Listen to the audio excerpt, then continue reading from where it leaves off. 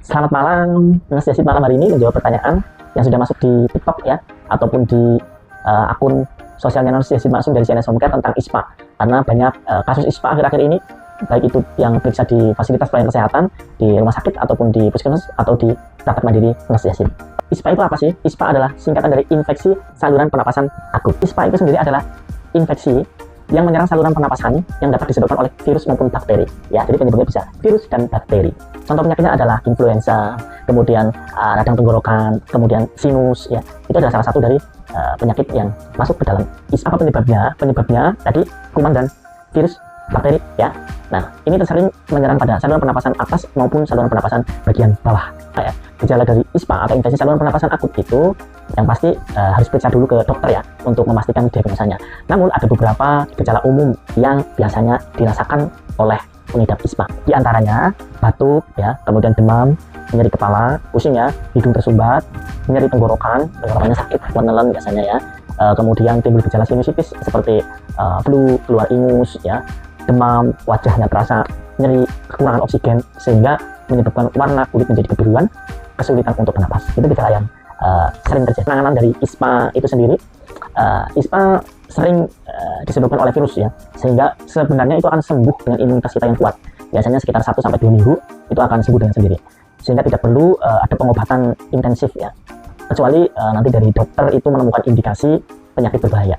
Beberapa penanganan yang bisa dilakukan pada pasien dengan pengidap ISPA apa saja? Yang pertama yaitu adalah mengonsumsi obat pereda demam ya, atau nyeri pada tubuh, misalkan paracetamol ya, ibuprofen ya, antipiretik ya. Kemudian yang kedua yaitu mengkonsumsi obat batuk ya.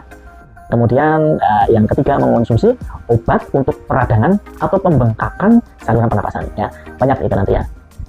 Kemudian ada lagi istirahat dengan cukup serta memperbanyak air, minum air putih. Minum lemon hangat atau madu untuk meredakan batuk. Tidur dengan posisi kepala lebih tinggi untuk melancarkan pernapasan ya. Nanti untuk lebih jelasnya bisa periksa langsung ke dokter, ke Fasiankes atau ke tempat praktek saya, Mas Yasid Maksum di CNS Home Care. Nah, ini yang tidak kalah penting, cara mencegah ISPA. Yang pertama, ingat yang pertama ya, sering mencuci tangan dengan air mengalir bersih dengan sabun, terlebih setelah beraktivitas di tempat umum ya. Yang kedua, menghindari kebiasaan merokok. Nah, ini susah ya, tetapi ya ini fakta, kita harus menghindari kebiasaan merokok pelan-pelan lah, karena dengan merokok ini salah satu media untuk saluran pernapasan kita menjadi lemah dan mudah virus dan bakteri itu masuk, menginvasi dan menyebabkan infeksi.